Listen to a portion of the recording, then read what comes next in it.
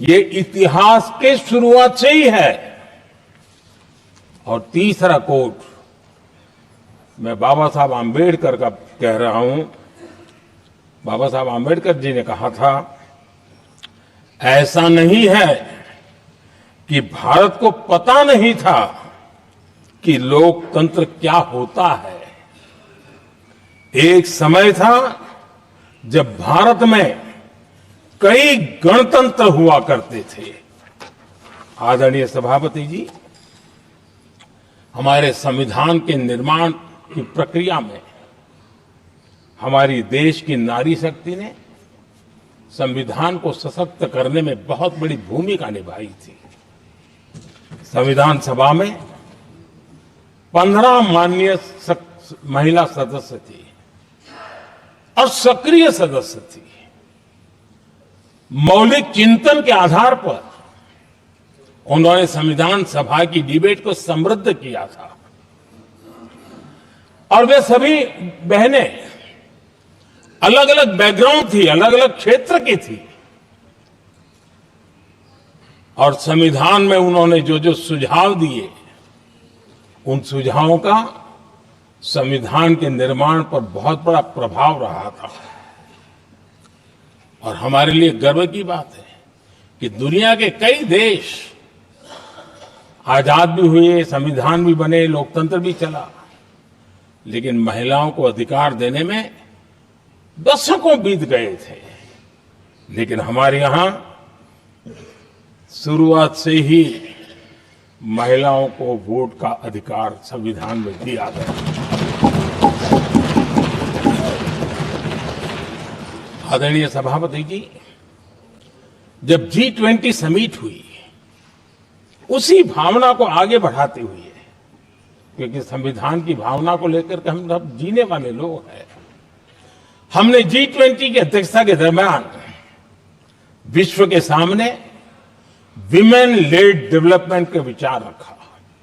और विश्व के अंदर विमेन डेवलपमेंट से अब आगे जाने की जरूरत है। और इसलिए हमने विमेन लेड डेवलपमेंट की चर्चा को अंजाम दिया। इतना ही नहीं, हम सभी सांसदों ने मिलकर के एक स्वर से नारी शक्ति वंदन अधिनियम पारित करके हमारी महिला शक्ति को भारतीय लोकतंत्र में उनकी भागीदारी सुनिश्चित करने के लिए हम लोगों ने कदम उठाए। आदरणीय सभापति जी, आज हम देख रहे हैं हर बड़ी योजना के सेंटर में महिलाएं होती है।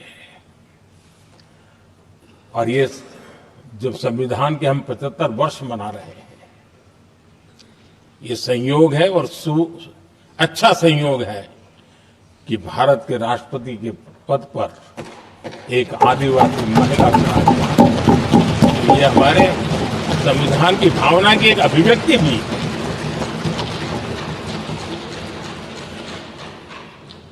आदरणीय सभापति जी, इस सदन में भी लगातार हमारे महिला सांसदों की संख्या बढ़ रही है, उनका योगदान भी बढ़ रहा है। मंत्रिपरिषद में भी उनका योगदान बढ़ रहा है। आज सामाजिक क्षेत्र हो, राजनीतिक क्षेत्र हो, शिक्षा का क्षेत्र हो, खेलकूद का क्षेत्र हो, क्रिएटिव वर्ल्ड की दुनिया हो, जीवन के हर क्षेत्र में महिलाओं का योगदान, महिलाओं का प्रतिनिधित्व देश के लिए गौरव दिलाने वाला रहा है। विज्ञान के क्षेत्र में, खास करके स्पेस टेक्नोलॉजी में उनके योगदान की सराहना हर हिंदुस्तानी बड़े गर्व के साथ कर रहा है। और इन सब की सबसे बड़ी प्रेरणा हमारा संविधान है। आदरणीय सभापति जी, हमारा देश बहुत तेज गति से विकास कर रहा है। भारत बहुत ही जल्द विश्व की तीसरी बड़ी आर्थिक शक्ति बनने की दिशा में बहुत मजबूत कदम रख रहा है। और इतना ही नहीं, ये 140 करोड़ देशवासियों का संकल्प है कि जब हम आजादी की शताब्दी मनाएंगे, हम इस देश को विकसित भारत बना करके रहेंगे। ये हर भारतीय का संकल्प है, ये हर भारतीय का सपना है। लेकिन इस संकल्प से सिद्धि के लिए सबसे बड़ी आवश्यकता है, वो है भारत की एकता।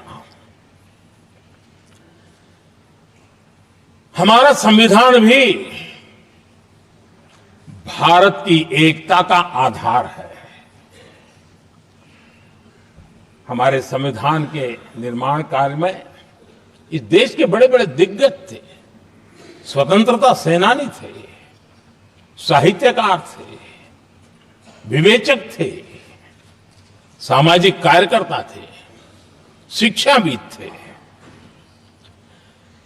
कई फील्ड के प्रोफेशनल्स थे, मजदूर नेता थे, किसान नेता थे, समाज के हर वर्ग का प्रतिनिधित्व था और सबके सब भारत की एकता के प्रति बहुत ही संवेदनशील थे। जीवन के भिन्न भिन्न क्षेत्र से आए हुए, देश के अलग अलग भूभाग से आए हुए सभी लोग इस बात के प्रति सजग थे और बाबा साहब अम्बेडकर जी ने चिताया था। मैं बाबा साहब का कोट पढ़ रहा हूं। बाबा साहब अम्बेडकर ने कहा था, समस्या ये है कि देश में जो विविधता से